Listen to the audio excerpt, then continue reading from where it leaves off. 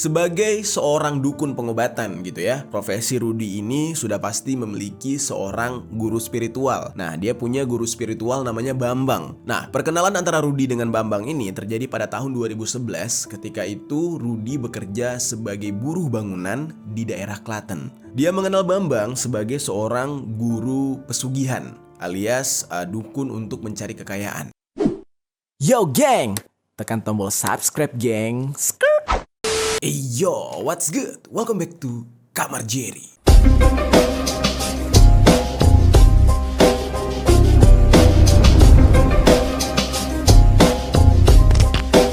Geng. Oke, hari ini pembahasan kita cukup menggelikan, tapi kayaknya ini harus gue bahas sebagai edukasi dan informasi buat teman-teman semua agar kejadian kayak gini nggak terulang lagi. Ini merupakan sebuah kejadian yang terjadi di negara kita Indonesia, yaitu kasus hubungan sedarah antara ayah kandung dan anak kandung. Kalau dalam bahasa ilmiahnya disebut dengan incest. Tetapi kasus yang satu ini bukan atas dasar suka sama suka, namun melainkan sebuah pemaksaan alias diperkaos. Jadi anaknya itu diperkaos oleh si ayah sehingga anaknya berkali-kali mengandung. Yah, ini miris banget sih memang, karena sejatinya gitu kan, seorang ayah yang seharusnya menjadi pelindung bagi anaknya malah menjadi pelaku utama dari kejahatan ini. Dan lebih gilanya lagi, kejahatan ini dia lakukan terhadap anak perempuannya. Seperti yang kita tahu kan, orang tua apalagi ayah gitu ya pasti deket banget sama anak perempuannya. Anak emasnya, anak tersayangnya udah pasti anak perempuannya. Tetapi di dalam kasus ini namanya laki-laki yang punya penyakit gitu kan,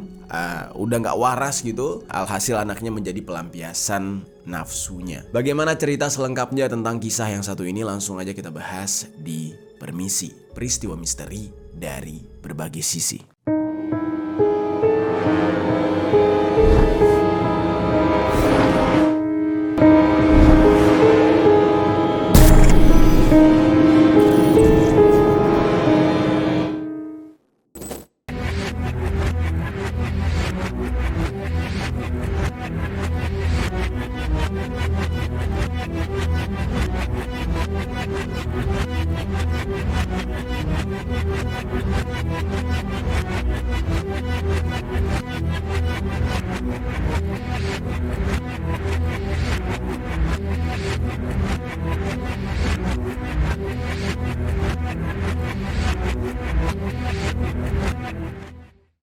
Sebelum kita bahas ke kronologinya, kita bahas dulu identitas dari pelaku. Pelaku ini bernama Rudy, umurnya 57 tahun, geng. Dia tinggal di Kelurahan Tanjung, Kecamatan Purwokerto Selatan, Kabupaten Banyumas, Jawa Tengah. Lagi-lagi di dalam kasus ini, profesi dari pelaku adalah seorang dukun. Dia dikenal sebagai dukun pengobatan, terus kesehariannya selain mengobati orang yaitu hobinya mancing. Ya nggak cuma mancing ikan, mancing emosi juga nih orang nih kalau dilihat-lihat dari kasusnya. Rudy ini dikenal sebagai seorang yang tertutup oleh warga sekitar, nggak banyak ngomong. Ya mungkin memang branding dia sebagai seorang dukun gitu ya. Orangnya misterius, tidak terlalu terbuka, dan hal inilah yang membuat para tetangga sekitar itu tidak terlalu mengenal baik sosok si Rudy ini. Jadi yang datang ke rumah Rudy itu hanya orang-orang dari luar untuk melakukan pengobatan. Dari backgroundnya sendiri, Rudy ini memang dikenal orangnya ya cukup saknean ya. Karena istrinya itu yang sah ada satu orang, dua lagi itu adalah istri siri. Jadi dia punya istri 3 orang, geng. Fokus kita akan bercerita tentang istri yang ketiga. Istri terakhirnya dari Rudy berinisial S yang memiliki seorang anak berinisial E. Umur anaknya itu sekitar 25-26 tahun dan dia merupakan korban dalam kasus ini. Nah, E ini merupakan anak tunggal dari hasil perkawinan Rudy dengan istri ketiganya yaitu S. Dan mereka tinggal di Purwokerto hanya bertiga. Sebagai seorang dukun pengobatan gitu ya, profesi Rudy ini sudah pasti memiliki seorang guru spiritual. Nah, dia punya guru spiritual namanya Bambang. Nah, perkenalan antara Rudy dengan Bambang ini terjadi pada tahun 2011. Ketika itu Rudy bekerja sebagai buruh bangunan di daerah Klaten. Dia mengenal Bambang sebagai seorang guru pesugihan alias dukun untuk mencari kekayaan. Ketika dia berkonsultasi dengan Bambang, ya seperti biasa gitu ya, para dukun-dukun ini walaupun dia sendiri tidak kaya gitu ya, ada aja orang yang mempercayai kalau dia bisa membuat orang lain jadi kaya. Dan seperti cerita kebanyakan, untuk menjadi kaya raya dari hasil pesugihan itu harus ada yang dikorbankan. Jadi nggak semudah itu. Nah, ketika Rudy ini berkonsultasi dengan Bambang nih geng, si Bambang ini memberikan syarat kalau Rudy mau jadi kaya, dia harus melakukan hubungan intim dengan anaknya sendiri paling tidak sebanyak 7 kali. Menjijikan gak tuh? Ini entah syarat, entah hanya fantasi si dukun Bambang ini doang gitu ya. Lalu nih geng, si Bambang ini juga memberikan syarat lain, yaitu Rudy harus benar-benar membuat anaknya itu mengandung, dan anak dari hasil hubungan tersebut ketika lahir harus dikubur dalam kondisi masih bernyawa. Nah, terus secara tidak logis lagi nih ya, Bambang ini mengatakan apabila sudah 7 dari hasil hubungan tersebut yang kamu kubur katanya, maka nanti tiba-tiba akan ada seseorang yang datang mengantarkan uang kepada kamu secara cuma-cuma. Nih benar-benar tipu muslihat dari dukun Bambang nih ya. Gak masuk akal gitu. Nah, di saat itu Rudy menerima arahan dari Bambang ini, dia serap dengan benar-benar, dia ingat tetapi tidak langsung dia eksekusi, tidak langsung dia lakukan. Selama 2 tahun dia berpikir, dia merenung gitu. Akhirnya dia memantapkan diri untuk melakukan syarat-syarat yang diberikan oleh Bambang ini. Dia mulai melakukan aksinya itu pada tahun 2013 geng, yang dimana anak yang menjadi korban adalah si E tadi, anak dari hasil perkawinan dengan istri ketiga. Di saat itu dia mengajak anaknya, awalnya tuh baik-baik. Dia menjelaskan ke anaknya kalau ini adalah sebuah ritual, kalau ini adalah demi keluarga gitu ya, harus melakukan hubungan badan dengan si bapak kandung. Ya otomatis hal itu kan nggak normal dan membuat anaknya jijik dan menolak hal tersebut. Dan setelah melalui beberapa proses nih, dia udah merayu baik-baik, mengajak baik-baik, menjelaskan gitu ya, si E ini tetap tidak mau. Akhirnya Rudy ini naik pitam. Dia merasa kayak, ya apa yang gue lakuin ini demi kekayaan dan demi lu juga, demi emak lu juga, istri ketiga gue gitu kan. Akhirnya karena udah benar-benar gak bisa dengan cara baik-baik, dia mengambil sebilah golok dan mengancam anaknya tersebut. Apabila tidak mau berhubungan badan dengan bapak, maka bapak bacok kamu. Akhirnya si E ini tidak bisa menolak lagi. Ngancam ke anakmu? Ya? Ngancam gimana? Kalau kamu ini Melapor akan. Di dalam kasus ini geng, awal mula terjadinya itu ketika si E masih di bawah umur. Jadi di saat kejadian ini, si E ini benar-benar terganggu psikologis dan mentalnya. Dia benar-benar menjadi anak yang pemurung. Dia benar-benar merasa udah hancur banget, tapi tidak punya pilihan lain karena harus mengikuti atau menuruti keinginan bapaknya. Rudy dan anaknya E itu melakukan hubungan badan mereka di sebuah gubuk yang ada di tepi sungai Banjaran. Lalu bagaimana dengan sang ibu? Apakah sang ibu mengetahui atau si istri ketiganya Rudy ini mengetahui aksi dari sang suami Rudy? Nah, ternyata si S, istri ketiganya Rudy ini udah tahu apa yang dilakukan oleh Rudy, tapi dia tidak bisa berbuat apa-apa. Memang di saat itu dia merasa sangat hancur gitu ya, melihat suaminya menyetubuhi anak kandungnya sendiri.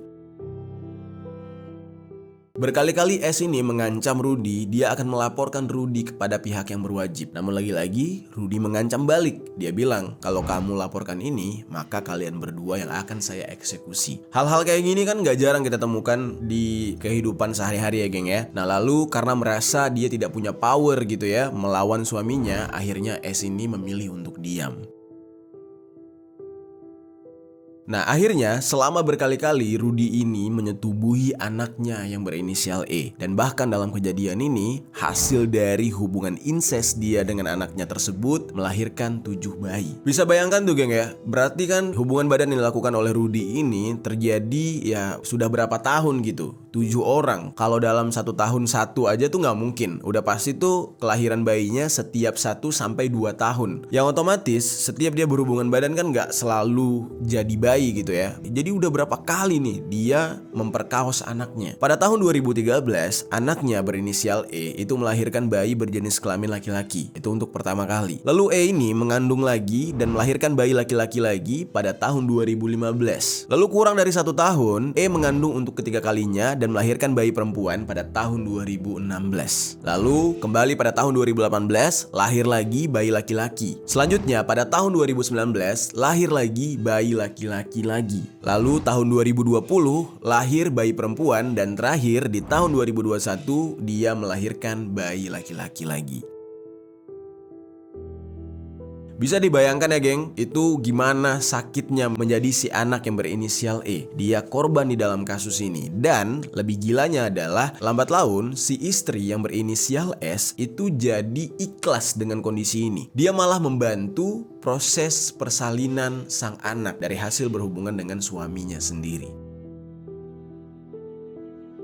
Nah, kalau kita lihat kondisinya ini agak sedikit konyol. Dikatakan nih ya geng, itu total dari bayi yang lahir itu bahkan sudah sampai 8. Kan syarat dari Bambang tadi itu ada 7 ya. Katanya sudah lahir 8 bayi dan 1 itu tidak dikubur. 1 bayi itu sempat diadopsi oleh keluarga yang entah di mana, masih diselidiki. Dan sudah dapat dipastikan hubungan incest kayak gini itu tidak akan melahirkan calon bayi yang sempurna. Karena hubungan sedarah hanya akan melahirkan bayi dengan cacat fisik atau cacat otak. Entah siapalah yang ngadopsi, tapi yang konyolnya adalah setelah 7 bayi yang dihasilkan terus dikubur gitu ya, tidak kaya-kaya juga ini orang. Berarti kan dia selama ini sudah digoblok-goblokin sama si Bambang gitu kan. Nah, lalu bagaimana proses si Rudy ini membuat kelahiran bayi dari hubungannya dengan si anak itu tertutup rapat, rapi, tidak ada yang mengetahui gitu ya. Nah, ini ada trik yang dia lakukan, yaitu dengan cara ketika si bayi itu lahir, dia langsung membekap menutup mulut si bayi agar tangisannya tidak terdengar oleh warga sekitar. Nah, lalu Rudy ini lebih gilanya lagi adalah langsung mengubur dalam kondisi masih bernafas gitu ya, dikubur di kebun orang lain. Jadi ada kebun warga yang namanya Prasetyo, lokasinya itu nggak jauh dari rumah mereka. Nah, secara diam-diam selama ini Rudy menguburkan jasad-jasad tersebut di sana. Sebelum dikubur, jasad-jasad bayi ini dibungkus dulu dengan kain. Baru setelah itu langsung digali liang kuburnya dan ditutup rapat-rapat. Bayangin tuh kejamnya kayak gimana geng.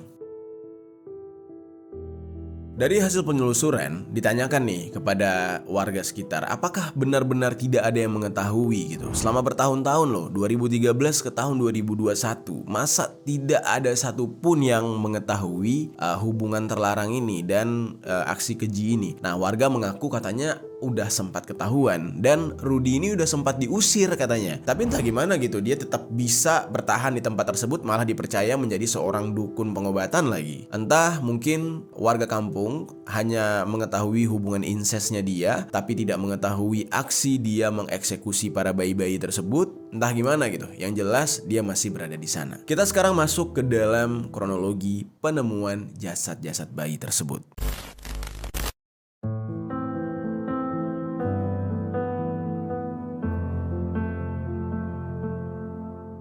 Selama bertahun-tahun, aksi eksekusi yang dilakukan oleh Rudy hanya diketahui oleh istri ketiganya, yaitu S, dan juga anak yang menjadi korban, yaitu E. Sepak terjang Rudy ini akhirnya terungkap. Semuanya bermula pada hari Kamis, tanggal 15 Juni tahun 2023. Awalnya ada 2 orang penggali tanah yang bernama Slamet dan Edi. Mereka sedang bekerja di kebun milik Prasetyo untuk meratakan tanah di kebun tersebut. Tiba-tiba ketika mereka menggali, mereka melihat adanya bungkusan kain yang berisi tulang belulang yang dicurigai itu adalah jasad bayi. Tidak lama setelah itu, penemuan dari Slamet dan Edi ini langsung dia laporkan kepada Prasetyo selaku pemilik tanah. Nah, Prasetyo di saat itu benar-benar kaget, kok bisa gitu ya ada kerangka bayi di kebunnya. Siapa yang berani menguburkan jasad-jasad tersebut tanpa seizin si pemilik tanah? Nah, akhirnya Prasetyo di saat itu mengajak Edi dan Slamet selaku saksi yang menemukan kerangka tersebut untuk melapor ke pihak kepolisian. Polisi yang menerima laporan tersebut langsung menindaklanjuti dengan dengan meminta bantuan tim forensik dari RSUD Profesor Margono Soekarjo. Nah, tanpa berlama-lama, tim forensik dan kepolisian Banyumas langsung berangkat ke lokasi dan sampailah di kebun milik Prasetyo. Tim forensik pun langsung melakukan investigasi dan pihak kepolisian juga mengumpulkan bukti-bukti dari para saksi yang mungkin pernah menyaksikan siapa saja yang beraktivitas di kebun milik Prasetyo ini. Namun di saat itu tidak banyak informasi yang ditemukan oleh pihak kepolisian, tidak ada keterangan yang jelas dari warga karena warga mengaku ya tidak pernah melihat ada siapapun di sana dan lingkungan tersebut emang lingkungan yang sepi dan Prasetyo sendiri juga jarang ke kebunnya, bahkan dia hanya menyuruh orang lain untuk menggarap kebun tersebut. Nah, dikarenakan di hari tersebut belum ditemukan titik terang, akhirnya pihak kepolisian melanjutkan investigasi keesokan harinya. Singkat cerita nih, di tanggal 21 Juni, yaitu tepat di hari Rabu, tiba-tiba pihak kepolisian mendapatkan laporan lagi tentang penemuan kerangka lain di kebun yang sama, yaitu di kebunnya Prasetyo. Nah, tetapi dalam penemuan ini tidak diinformasikan siapa yang menemukan lagi. Tapi kemungkinan besar sih yang nemuin ya Slamet dan Edi lagi, karena mereka di hari itu tetap melanjutkan pekerjaan di kebun Pak Prasetyo tersebut. Walaupun di sebagian tempat tuh sudah ada polis lain. Dalam temuan kali ini nggak tanggung-tanggung, geng. Ada 3 kerangka bayi yang ditemukan dan terbungkus rapi di dalam balutan kain. Jarak penemuannya tidak terlalu jauh dari jarak penemuan yang pertama. Jadi lubangnya itu masih di sekitar-sekitar itu juga. Nah, akhirnya tim forensik melakukan identifikasi terhadap tulang belulang tersebut. Dan benar aja tulang belulang tersebut merupakan tulang belulang dari 4 bayi yang berbeda. Lalu polisi tidak bisa menunggu lama lagi, langsung melakukan penelusuran dan mencari informasi jauh lebih dalam lagi. Permasalahan ini pertama kali terungkap ketika ada beberapa warga yang mengatakan kalau mereka sempat melihat si anak yang berinisial E itu sempat tinggal di gubuk yang terletak di atas tanah Prasetyo. Nah, terus ditambah lagi rumah dari E ini alias rumahnya Rudi dan keluarganya itu tidak jauh letaknya dari kebunnya Prasetyo ini. Nah, mulai dari situlah kecurigaan mulai mencuat. Pihak kepolisian langsung mencari tahu dan mendapatkan informasi lagi kalau ternyata E itu pernah hamil beberapa kali, namun tidak diketahui anak yang dia kandung itu berakhir kemana gitu. Gak pernah terlihat adanya bayi. Sehingga ditemukanlah fakta bahwa bayi-bayi tersebut adalah milik dari salah satu anak di keluarga Rudi, yaitu E. Lalu, dari hasil penyelidikan polisi setelah diketahui kalau E lah si ibu dari kerangka-kerangka bayi yang ditemukan, langsung nih pada tanggal 23 Juni, yaitu hari Jumat, E dijemput oleh pihak kepolisian di Kecamatan Patikraja, Banyumas, yaitu lokasinya di rumah salah satu saudaranya. Jadi bisa dikatakan E ini bersembunyi di sana. Nah, sementara E sudah diringkus oleh pihak kepolisian dan dimintai keterangan, di saat itu statusnya E itu belum tersangka. Dia masih dijadikan saksi. Begitu juga dengan ibunya yang berinisial S. Yang dimana di saat itu pada awalnya ya, ibunya ini ikut diringkus karena keterangan dari E, yang mana dia mengatakan kalau ibunya juga membantu persalinan dia yang kesekian kalinya. Nah, untuk sementara waktu, S dan E ini statusnya masih sama-sama sebagai saksi.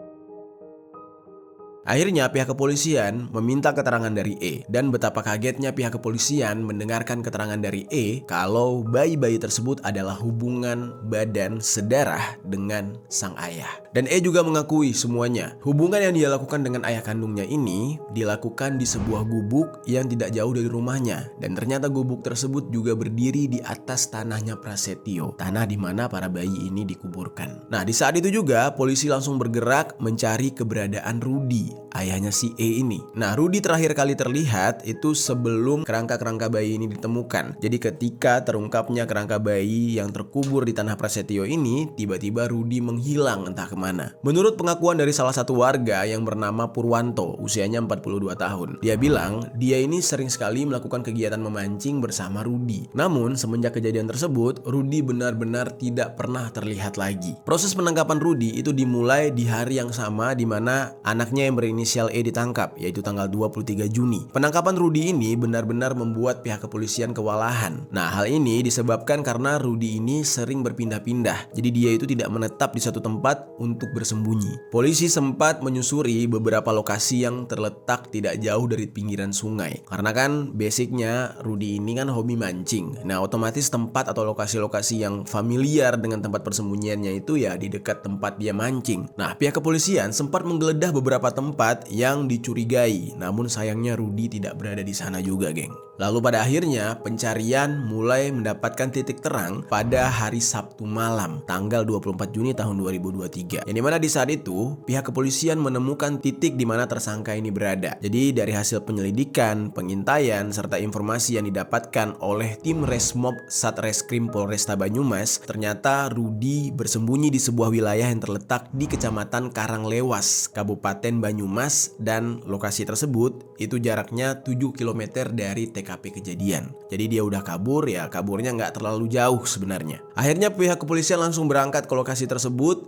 dan dilakukanlah penyelidikan di setiap sudut ruangan di lokasi itu. Lalu tiba-tiba polisi mencurigai adanya sebuah gudang yang berada di rumah milik warga setempat, dan gudang tersebut memang terlihat mencurigakan gitu ya. Nah, lalu pihak kepolisian langsung menggeledah gudang tersebut dan ditemukanlah Rudy yang sedang ketakutan di dalam gudang itu. Dia bersembunyi di sana sudah berhari-hari. Pihak kepolisian langsung meringkus Rudy dan Rudy tidak melakukan perlawanan, geng. Langsung Rudy ini ditangkap dan dibawa ke kantor Polres Banyumas untuk dilakukan pemeriksaan. Dan ketika diminta keterangan oleh pihak kepolisian, Rudy mengakui semua perbuatannya dan dia menceritakan alasan kenapa dia melakukan hal tersebut. Sementara alasan Rudy membunuh tersebut lantaran diperintahkan guru spiritualnya.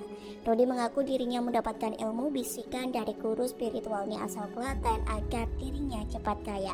Nah, di dalam keterangannya tersebut, dia menjelaskan nih kalau dia mau kaya. Dia itu bertemu dengan seorang dukun namanya Bambang dan diminta oleh Bambang untuk menyetubuhi anak kandungnya sendiri sampai punya bayi, lalu bayinya dikubur gitu ya. Dari ceritanya Rudy ini, Rudy itu bilang syaratnya kan 7 bayi. Nah, polisi langsung tanya, loh berarti masih ada lagi dong bayi di sana. Dan di saat itu mau tidak mau Rudy ini mengakui kalau memang masih ada 3 bayi atau 3 kerangka bayi lain yang dia kubur di kebunnya Prasetyo. Pihak kepolisian akhirnya langsung melakukan olah TKP lagi menuju ke kebunnya Prasetyo mencari 3 kerangka bayi lainnya. Di saat itu Rudy sudah mulai agak lupa lokasi di mana dia menguburkan bayi-bayi tersebut. Lokasinya berbeda, agak berjarak, tetapi masih di kebun yang sama. Dan menurut pengakuan dia, terakhir kali bayi yang dia kubur itu 2 tahun lalu, yaitu tahun 2021.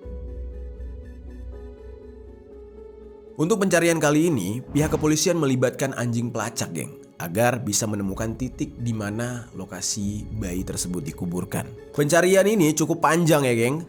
Itu sampai ke hari Jumat di tanggal 30 Juni. Nah, yang dimana akhirnya pihak kepolisian sudah menemukan sebanyak 2 kerangka bayi lagi di lokasi yang tidak berjauhan dari lokasi pertama. Di saat itu, pihak kepolisian juga dibantu oleh warga sekitar untuk proses penggalian kerangka-kerangka tersebut. Dan sampai saat sekarang ini, 1 kerangka bayi masih belum ditemukan. Lalu, atas perbuatannya ini, Rudy dijerat dengan pasal 340 KUHP tentang eksekusi berencana dan pasal 80 ayat 4 Undang-Undang Perlindungan Anak, dan dia terancam hukuman mati. Gimana nih, geng, menurut kalian? Cocok nggak orang kayak gini dihukum mati? Ya, di dalam kasus ini kita bisa lihat ya bagaimana kurangnya pendidikan atau pengetahuan dari ya warga negara kita gitu ya, terutama untuk yang di daerah yang masih percaya dukun, yang masih percaya kalau pengen kaya itu ikut pesugihan gitu. Ya memang kalau kita lihat dari sejarahnya memang ada gitu ya perdukunan, terus pesugihan yang bikin kaya, dan ini bukan sekedar omong kosong belaka gitu. Tetapi untuk di zaman modern sekarang, mencari dukun yang benar-benar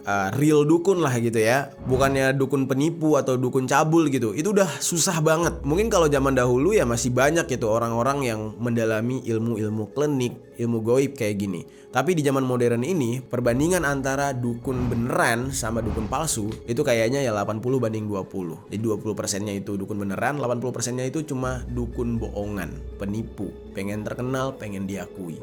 Yang pada akhirnya ya terjadi kayak gini. Ya kita berkaca dari kasus yang kemarin terjadi di Banjarnegara, yaitu Dukun Slamet. Dia juga menghabisi nyawa orang-orang lalu mengubur orang-orang tersebut dengan tujuan ya pengen kaya gitu. Nah tetapi ini real dukun penipu ya. Dia benar-benar pengen kaya dengan mengambil uang para pasien, ya kan? Nah ini jelas gitu. Triknya, arahnya kemana dia tahu. Dia pura-pura mengobati, terus orang itu bayar maharnya. Nah maharnya diambil, orangnya dieksekusi. Jelas duitnya ada. Tetapi yang terjadi kepada Rudy di Banyumas ini 100% tolol menurut gua nih. TOLOL gitu ya. Kenapa? Ya mana ada gitu mengeksekusi malaikat kecil yang gak berdosa, terus menyetubuhi anak kandung, yang mana tujuannya nanti tiba-tiba ada orang nganter duit ke elu. Lah lu siapa? Lu Ratu Elizabeth gitu yang apa-apa dilayani? Ya nggak mungkin gitu. Ya si Bambangnya juga nih bohongnya keterlaluan. Nih kayaknya obrolan halu dari si Bambang tadi nih. Dan seharusnya Rudy ini ngecek dulu, lihat dulu nih si Bambang ini tajir apa enggak, kaya apa enggak. Wong ketemunya sama-sama jadi buruh bangunan gitu. Masa dia percaya? Kalau memang hal ini bisa terbukti, harusnya si Bambang ini sudah jauh lebih dulu menjadi orang yang kaya raya daripada Rudy. Ya minimal nyamain Erick Thohir lah gitu ya. Ini Pak Erick Thohir jangan-jangan gini juga deh. Enggak, canda gue. Oke, sampai ketemu di episode selanjutnya di Kamar Jerry.